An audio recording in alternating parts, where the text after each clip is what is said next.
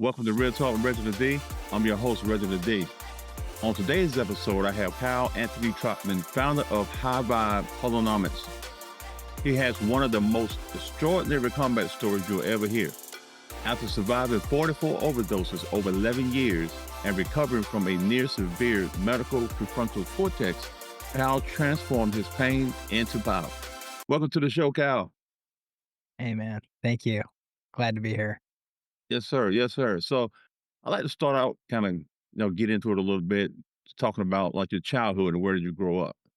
Sure. Yeah. So I grew up in Broken Center, Minnesota, right outside of Minneapolis, Minnesota. And yeah, from an outward adorning standpoint, it was pretty normal, right? From the internal landscape, from my perspective, it was oddly challenging, going through the traditional aspects of what bullying looks like, going through grade school. Then also at the same time with self-identity issues, as you consistently grow, not only just as a child, as an adolescent, but also like getting into, the pre-aspects of adulthood. But, from the outside, witnessing aspect, it was super, super chill, little league, doing the traveling basketball, the football, the whole notions.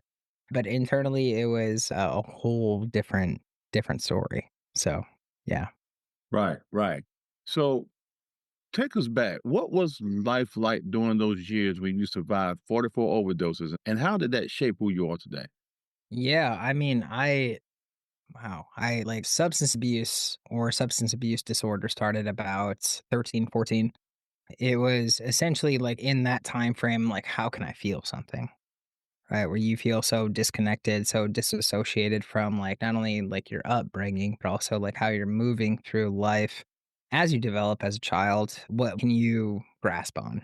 And then obviously substance came into the mix and it allowed me to at least feel something, that essential aspect. But then obviously that takes its toll and you move into a landscape where it's not that it's out of control, it's just not in your control, if that makes sense. And then once you start getting to like 18, 19, 20, you're just like, okay, there is a legitimate issue here. There's a problem here and you have to peel it back. So there was about 11 years in my life from about 17 to about 28 where it was just chronic. It was chronic. Like my whole life's identity was built around what substance can I take, what substance can I use, but then also at the same time, how do I correlate that with my entire experience, in this world? And, going through that allowed me that opportunity to be like, hey, like if you keep going down this path, like, this is an inevitable end, right? It's inevitable end. So it's like once you get to see that and then you get to recourse, work within the resources that make most sense to you, you can actually make a beneficial decision about like how you want to garnish your life, and then that ultimately, I mean, for me personally, it comes out of faith too. Yes, absolutely. And, people don't really realize this that, first of all, substance abuse is real. And then, Hmm. second of all, some of the things that people deal with eternally draws them to that because they're trying Yeah, to figure out life, or like I said, they don't have their own identity or who they are, what they want to do, or whatever. And just that feel good moment, they're just trying to just get through it, get through all the mental things, true. things like that. So Kyle, what was the turning point where you said, I can't live like this anymore? And you have to build yourself. Man, I mean, that's such a great question because there are so many different defining moments. But I think like when you wake up from, obviously a chemically induced coma, and then you have papers on your chest inside a hospital basically saying that you are a piece of you are ultimately a loser. You are ultimately a scum of society. And here's our suggestions of how to get out of that.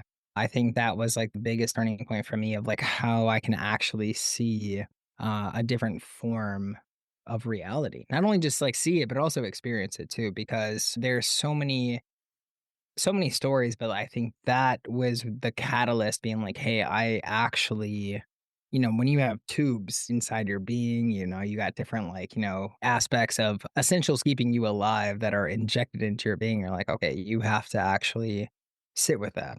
And that was the most defining moment specifically for me where I was like, okay, at the age of 25, it's time. is time. Yeah. Right, right, yeah. And the good thing about it, I know it's a struggle when people deal with things like that, but when you make up your mind, I heard somebody say one time before, you can get over anything in your life. He said, you just got to get tired of it. Yeah, You just got yeah, to get tired of it. totally, totally. So, Cal, walk me through this. Most people might think like recovery is just about getting clean, but you said it's about something deeper. What did rebuilding your brain and life really look like on a daily basis? Oh, man. Oh, dude, it's such a great question. First, faith in a higher power, obviously something that's automatically running the function behind everything that we do. And then just constant surrender. Like, I have no control. Like, I have no control of how life is going to present itself, how people are going to react, how people are going to even respond. I think that those 2, that 1-2 punch really gave me the understanding. I was like, okay, like most, if not all people have a set expectation within their circumstances, within their mind, and it has nothing to do with you, which is extremely liberating, right? And then on top of that, when you have faith and like you can really draw deeper into that notion where it's just like, hey, if it was my time to have crossed that veil, go to the other side, it would have been, right? But having that trust and knowing that you're here for that reason, and then just really disassociating on a healthy level from all the noise outside in the world really gets to bolster the clarity of your purpose. And for me, like on that purpose notion, it gave me an opportunity to really dial into what that prayer is, what that kind of dialect is, what kind of that dialogue is. And it wasn't no longer a monologue just with myself. It was obviously with, obviously creator, God, putting you into a position to serve from that highest good. And I was like, ever since then, it's just been a liberation experience. It's been beautiful. Exactly. I think, one of the main things that stood out, what you said is faith. I look back on my life, I mean, faith has brought me through it, man. you know, it's just faith. Amen. Sometimes I can't see it. Sometimes I can't hear it. I can't see it, but I just got to believe it, so that's really cool. So, Kyle, you work with over 4,000 people now. What's the number one hidden reason why so many wellness seekers stay stuck in those healing loops without seeing real transformation? Yeah, it's fear. Easy. Yeah, like the irrational fears. I mean, we're only born with 2 biological fears. The fear of falling down, just like our proprioceptive nervous system, and also just loud noises. So we can actually coordinate to our environment. Everything else is programming conditioned. So it's all fears. It's like if we can open up that pocket, the second thing would be the identities. Like, what are you saying behind the I ams? But it's most likely fears. I was like, I challenge people every single day, not only just with our clientele that we work with our community, but also just like, what if you did something different? Right? What if you did something completely in opposition of what you felt fearful for? Right? Because those fears, yeah, you can call them natural, but they're also irrational, right? Which is very fascinating because nature is also irrational just by her bias. Right? But also at the same time, our minds want to construct limitations and construct essentially for our understanding. But it's like if we can get you past those fears and just really take that plunge, and like you start to see so many people, I wouldn't just say open up to possibilities and results, but just open up to who they actually truly are. And that's the greatest gift is like being able to witness that for other people. Yes, exactly. So you built High Vibe Holonomics around an idea of cognitive recalibration. Can you break that down for us? What is it and how does it shift the belief systems instantly? Yeah, sure. So we have a fun, yeah, I mean, this is perfect. This is like a great question because we have a very simple way of breaking down 4 levels of awareness, right? Like awareness is all of life, right?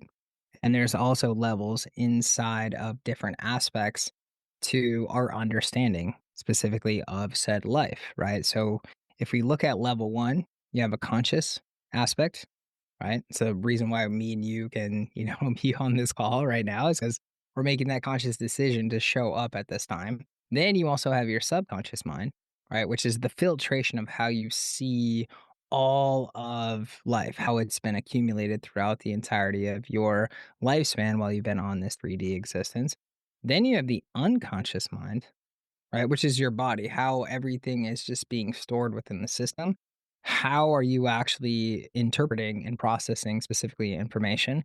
But then the fourth level of awareness, which is the superconscious mind, which is what I just called God, right? How are you really connecting to that highest level for you to be able to perform or execute, however you want to slice that, to your highest good?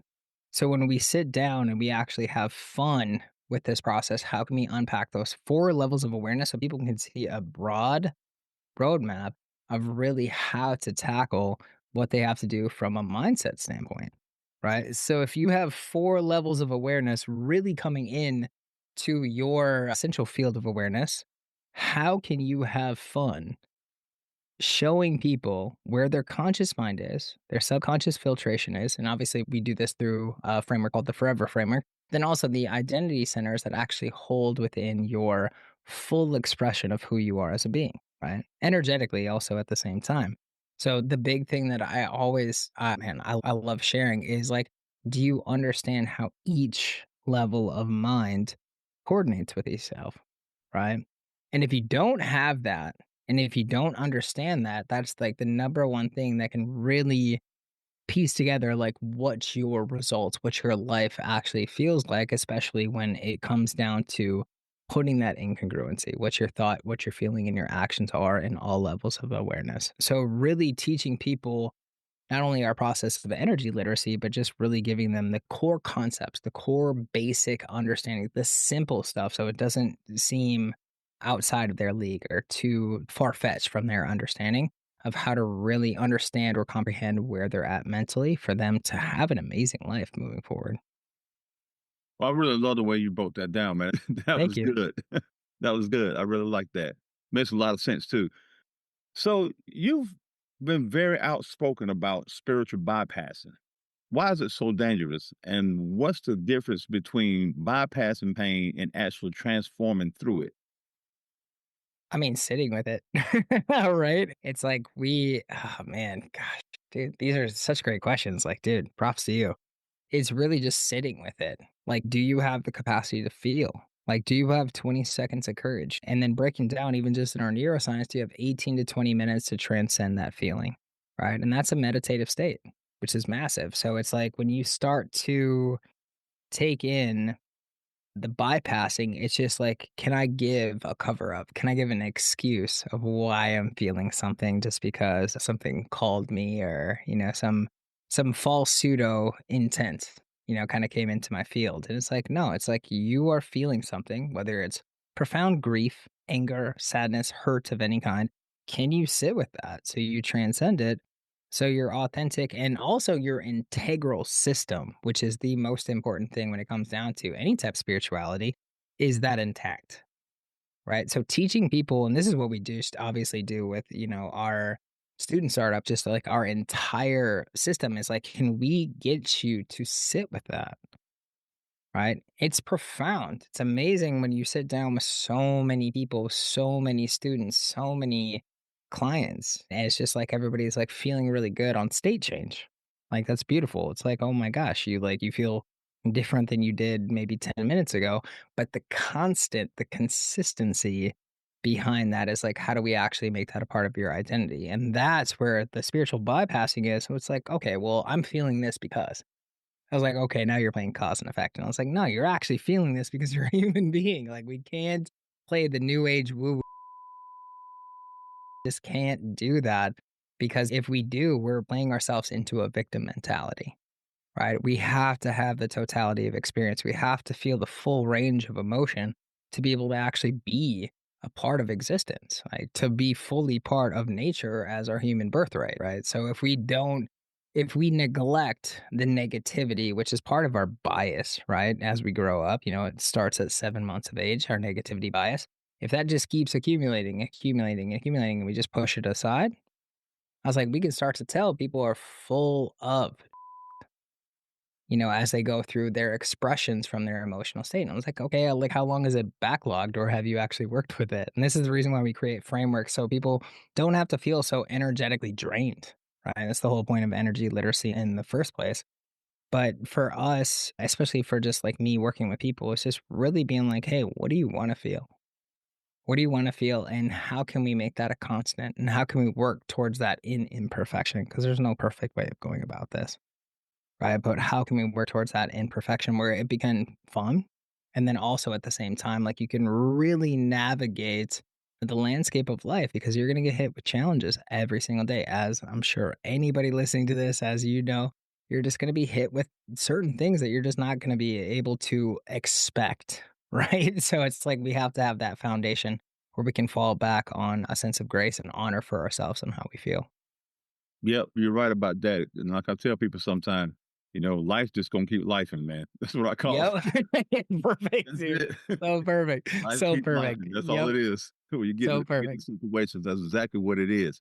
So looking forward, Cal, what is your ultimate mission with High Vibe Holonomics? And how do you see this movement shifting the way people approach healing and transformation? Oh, dude. That is such a great question. Oh my gosh. That is such a great question. I mean, my ultimate goal is for people to understand there's two types of learning.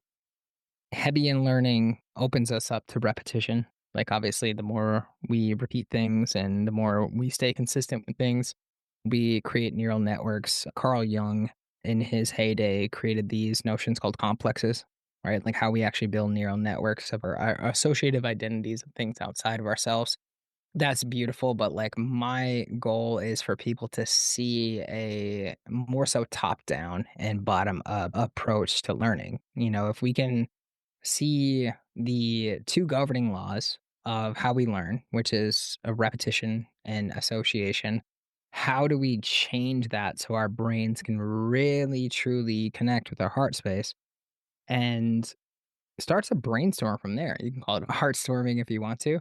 How do we actually get people to stay in that space of creativity as long as possible? Because you can see it from just a 3D realm of life can beat you down, all those other things. It can, I would say, erode and invade, your consciousness and how you see life until it doesn't. Where it's like you kind of have that fed up aspect where it's like, I want to see life differently. So, my goal with High Vibe Holonomics is how do we teach wholeness in a simple fashion? And how do we do it in an expedited way? And how do we do it with measurements but actually make sense not only to the science so you can reverse engineer anything that's most challenging? And then how can we build out a support system that's so accountable so you cannot fail unless you don't participate? Right? Everything in life has to have some form of participation. But if we build out a system where you are so connected, so aligned with the people that care about you and your success, you can't fail unless you just don't show up. So, like, my biggest thing, obviously, with our academy, with the Holonomic Institute, is just making sure that everyone is supported and they're heard, they're received in that notion, and then we can push their dials. We can challenge them accordingly without, like, obviously, like, pushing them off a cliff, right? Where it feels too challenging, but, like, really cure their desires based off of their lineage of progression. So, yeah, that's such a great question because I have, like, 900, like, things that come to my mind when you say that, but, like, my main thing is people being consistent because that is what builds out the neural network of what it means to actually be safe, what it means to essentially be so confident and so worthy within themselves that they can do anything that they put their minds to. Absolutely. Yeah. Well put. So as we wrap this thing up, what would you say to someone listening who feels like they're in a situation that's too far gone? And what one proof that you hold on to, and what would it be? Oh man, dude, all is change. All is change. All is change. It's one of my favorite quotes. Very simple. Everything that is about life, not only just like on a biological level, physiological, psychological, it doesn't matter like what kind of level, it's all temporary, right? So it's like if you have the means, which everybody does, right? If you have the support, you have the camaraderie, and also at the same time, you have the accountability, with people that you love in your life to reflect that back to you that, your small challenges or your big challenges are just a blip, in the radar of what you're about to go through in life. It's so beautiful. Like the challenges, and I'm sure you know this, especially just with your own life, and then also, hosting something that has magnitude of being able to allow people to share their story. It's like these challenges are abound for everybody. right? So allowing them to realize all is change. So it's all temporary. The only permanence is impermanence, right? So if you have the ability to connect with people that can keep you not only just in that space of creation, I'm like, that's the most beautiful thing. So it's like for myself and also just for like my staff and also my team is like, how can we constantly uplift you? How can we bring the energy that hopefully you would want, every time that you come into, contact with us.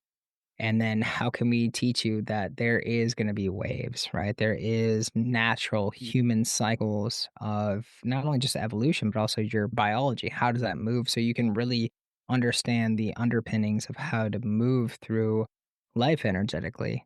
And yeah, just always tell people all has changed, right? Be with it as best as you can and feel it. Like, my God, like the advent of challenge and trauma, and that has just been seeped into our psyche for the last like 10, 15 years is just be with it, feel it. Don't run from it. Don't avoid it. Don't mask it. Feel what you need to feel and know that there is people that are willing to sit with you just in case that is a challenge too. And that's what obviously what we do here. So yeah, and never give up, man. Never give up. You're That's gonna it. eventually go. You're gonna eventually go. You're gonna eventually, pass on to the next like echelon of consciousness and, just live it out as best as you can here. Yeah, and like you said, man, you got to feel it. If you can't face it, you can't change it. Dude. That's just it. Yes, sir. Yes, sir. So, lastly, Cal, where could my listeners connect with you, and what's the best way for someone to begin this journey of cognitive recalibration with you?